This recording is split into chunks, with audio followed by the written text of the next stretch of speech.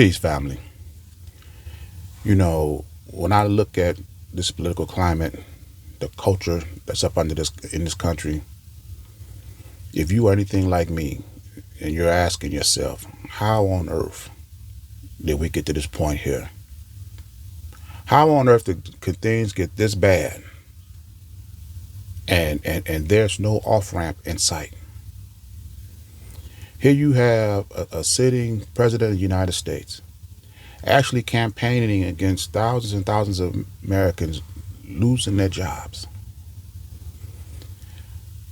Here you have a sitting president of the United States that changed the name to the Department of Defense to the Department of War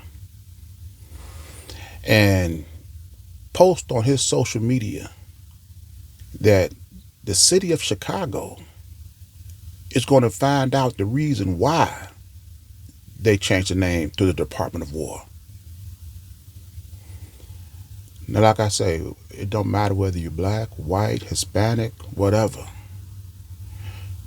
As soon as that post hit the internet, whether you call, I don't care how you label yourself, Democrat, Republican, whatever, indigenous, whatever, actions and procedures should have kicked in automatically to get this guy out of office. You don't joke, you don't play, you don't do anything that's anywhere close to serious and post something like that about a country that you are presiding over, or a city that you are presiding over. And yet this man is still in office.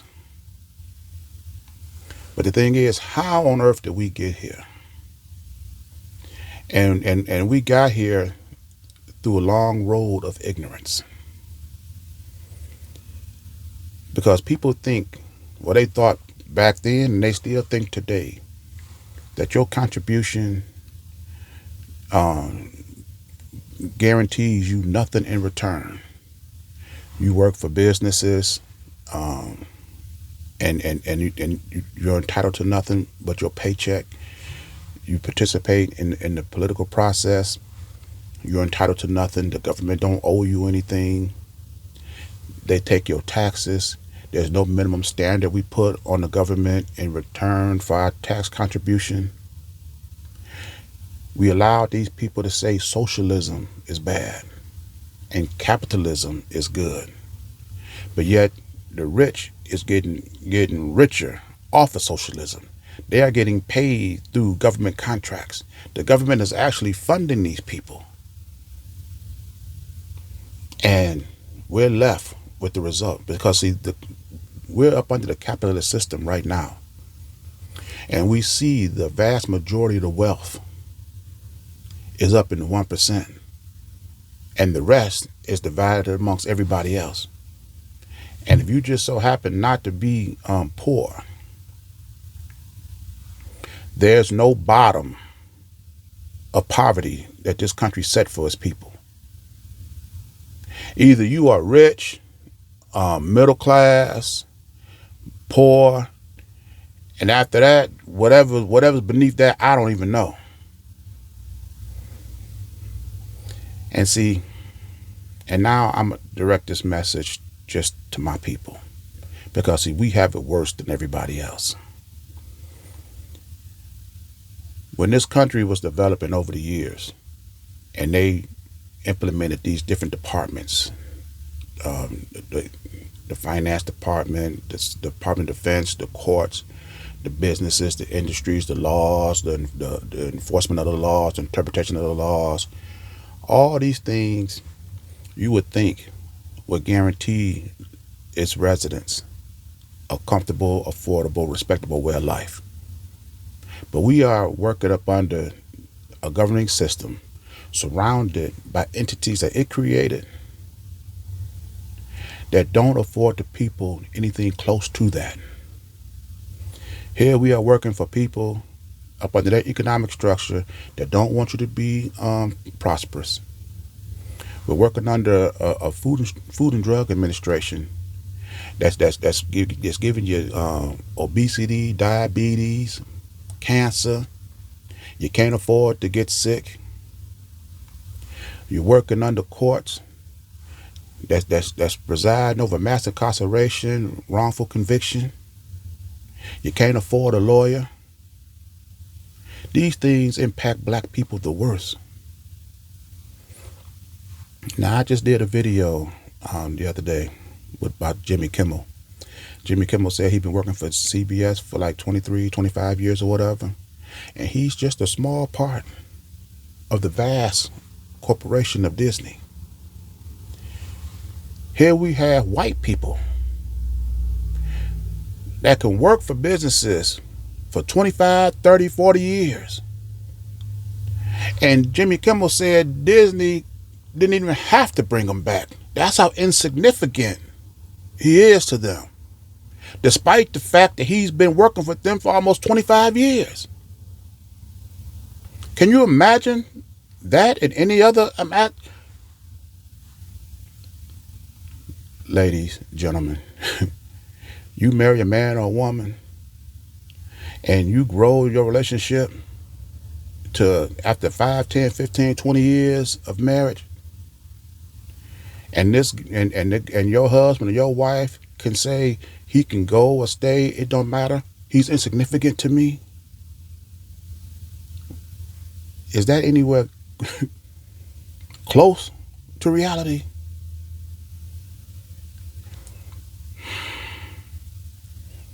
You know, even on social media, I did a video not too long ago. I don't want to say it went viral, but I got over 36,000 views, which is pretty good because I only got like 2,000 followers.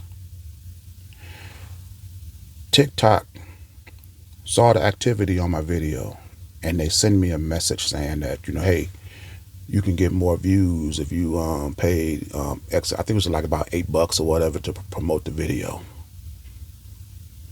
So I said, you know what? I ain't never used that before.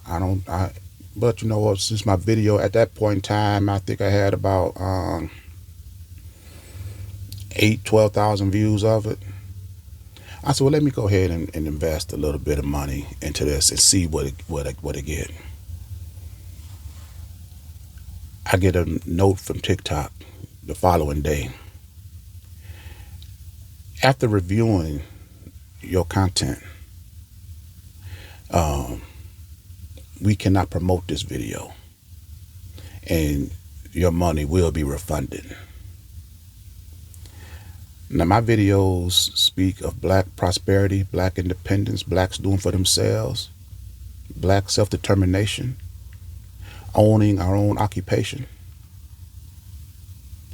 And TikTok refused to promote it. But you have videos that put out violence, sexuality, homosexuality, drug use, that get thousands of views more than mine. And TikTok don't have a problem with that.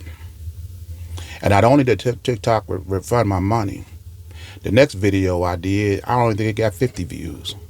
They actually suppressed my content. And we still participating in this system instead of creating our own and supporting what we need.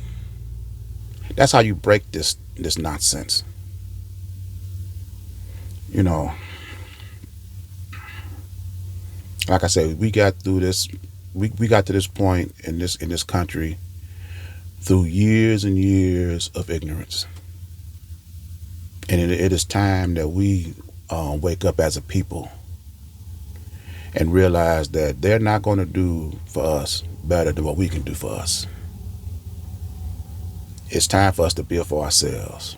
So any other answer to that, I would love to hear it. So I'm going to end this video here. And as usual, leave your thoughts in the comments and I'll see you in my next message. Ashe.